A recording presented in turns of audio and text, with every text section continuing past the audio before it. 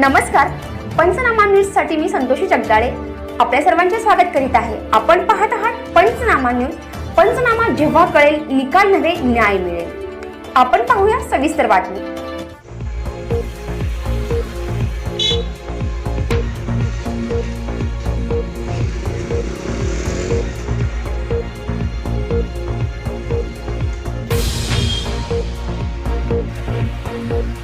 एक मराठा लाख मराठा पाटणला आज या ठिकाणी तहसीलदार कार्यालयाच्या बाहेर आमच्या मराठा बांधवांनी मराठा आरक्षणासाठी आणि मराठा समाजाच्या अत्यंत महत्त्वाच्या अशा मागण्या पूर्ण होण्यासाठी हे ठिय्या आंदोलन या ठिकाणी सुरू केलेलं आहे।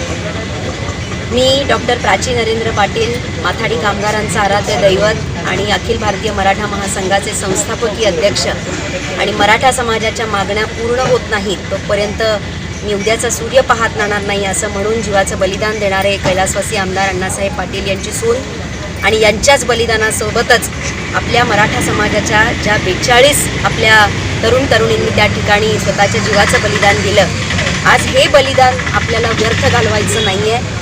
आणि या ठिकाणहून यांना इथे पाठिंबा देत असताना मी सरकारला देखील या ठिकाणी नम्र विनंती करते आहे की मराठा समाजाच्या आमच्या या तरुणांच्या उद्याच्या भविष्याचा प्रश्न आहे आणि हा भविष्याचा प्रश्न लक्षात घेऊन तातडीनं विद्यमान सरकारनं त्याच्यावरती काहीतरी चांगला निर्णय घ्यावा आणि आमच्या या मराठा समाजातली तरुणांचं येणाऱ्या पुढच्या पिढीचं होणारं, मी म्हणेन अगदी त्यांच्या जीवाचं नुकसान तिथं सरकारनं थांबवावं एवढी कळकळीची विनंती मी या ठिकाणी करते आहे। कोरोनाची पार्श्वभूमी आपल्याला आहे, 1 वर्ष आपण कोरोनातनं गेलेलो आहोत आणि म्हणूनसाठी कोरोनाचे सगळे निर्बंध पाळत असताना या ठिकाणी हे आंदोलन केलं जाईल अशी देखील मी समाजाच्या वतीनं या ठिकाणी ग्वाही देते।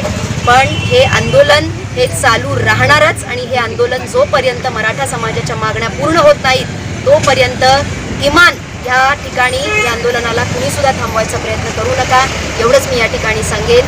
जय हिंद, जय महाराष्ट्र, एक मराठा लाख मराठा।